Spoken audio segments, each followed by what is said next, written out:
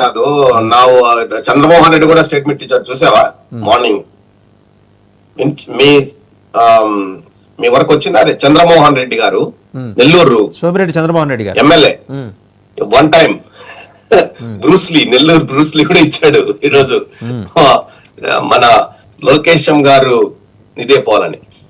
First of all ఒక పవన్ కళ్యాణ్ స్పందన అది నేను బాగా గమనించాను. ఒక డిప్యూటీ సీఎం అది కాదండి, ఆ 6 మంది అంటే పవిత్ర దేవాలయంలో ఒక చరిత్రలో ఎప్పుడు జరగరాని సంఘటన జరిగినప్పుడు ఖచ్చితంగా స్పందన అనేది ప్రజల్లో నుంచి ఒక ప్రభుత్వ అంటే ఒక సంస్థ ధార్మిక సంస్థలో నుంచి రావాలి. ప్రభుత్వం దానికి అనుబంధం కాబట్టి ప్రభుత్వంలో నుంచి ఏ స్థానంలోంచి అయినా కానీ మినిమం కామన్ సెన్స్ ద్వారా అది జరిగి ఉండాల.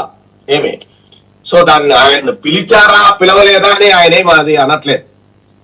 Second of all deputy CM ఎవరన్నా అవునన్నా కాదన్నా మొత్తం ఐఏఎస్లు ఐపీఎస్లు డిఎస్పీలు ఎవరికెవరు పిఏలు ఎవరేం పెట్టుకోవాలనేది ఒక పవన్ కళ్యాణ్ గారి విషయంలో కూడా అందరి విషయాలలో ఎమ్మెల్యే మినిస్టర్లకి ఎవరు పిఏలు కావాల్సిందంతా నిర్ణయించేది లోకేశమే. బెల్ట్ షాపులు లేదంటే మద్యం దుకాణాలు ఫైనల్ టెండర్స్ ఇసుక అంతా మొత్తం లోకేశే.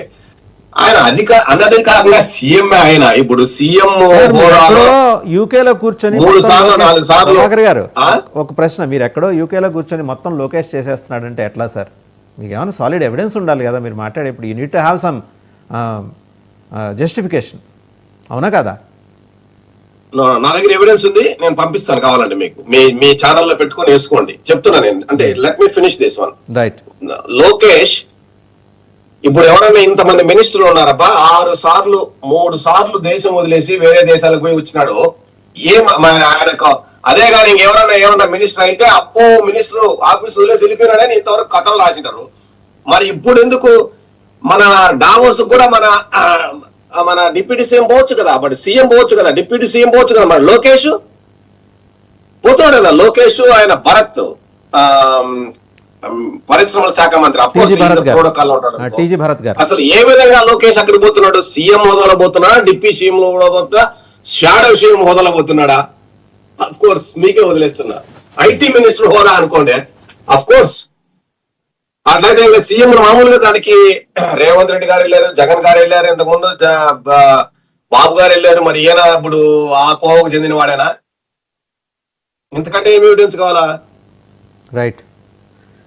ఇప్పుడు ఇందాక నేను అడిగాను కదా, ఎవిడెన్స్ మీ దగ్గర ఉంది పంపిస్తాను. సరే పంపించండి. నేను అనేది మరి మహాసేన రాజేష్ ఇట్లాంటి వాళ్ళందరూ ఏమంటున్నారు, ఆయన పార్టీలో నెంబర్ 2, అలాంటి ఆయన మంత్రిమండలి సమావేశం జరుగుతుంటే 3వ రోలో కూర్చుంటున్నారు, అలాగే డిప్యూటీ సీఎం గారి సెక్యూరిటీ ఆయన్ని నెట్టేస్తున్నారు అని ఆయన మొన్న గుండె తరిక్కుపోయేలాగా ఆవేదన చెంది పెద్ద వీడియో రిలీజ్ చేశారు.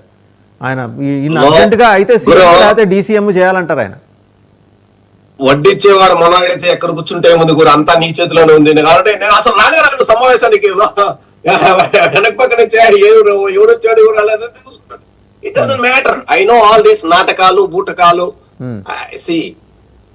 మనందరం కూడా కొద్దో గొప్ప ఫ్యామిలీ రాజకీయాలు చేసి ఉంటాము, ఫ్రెండ్స్ లో రాజకీయాలు చేసి ఉంటాము. అంతకంటే పెద్ద రాజకీయాలేం కాదు ఇవి. ఇవి మానవ నైజం. ఇది తెలుసుకోలేనంత ఎదవలేం కాదు ఎవరు. ఆడు అవునన్నా కాదన్నా ఆడు మహాసేన రాజేష్ గాడు ఆవిడ కరెక్ట్ చెప్పాడు. నంబర్ 2నే ఆడు చెప్పేసాడు కదా. మూడో అన్ని లాస్ట్ అండ్ ఫైనల్ ఎవరు టాబ్లెట్ చేస్తారంటే అక్కడ జరిగినవన్నీ ఎవరు? సీఎం పోతాయా? సీఎం కు షాడో సీఎం ఎవరు? వాళ్ళ కొడుకు. ఇద్దరు టేబుల్ మీద కూర్చొని మాట్లాడుకుంటారు, అన్నం తినేటప్పుడు మాట్లాడుకుంటారు. Very simple. దానికి ఏం ప్రత్యేక మీటింగ్ జరగవలసిన లేదు, ఏం జరగవలసిన లేదు.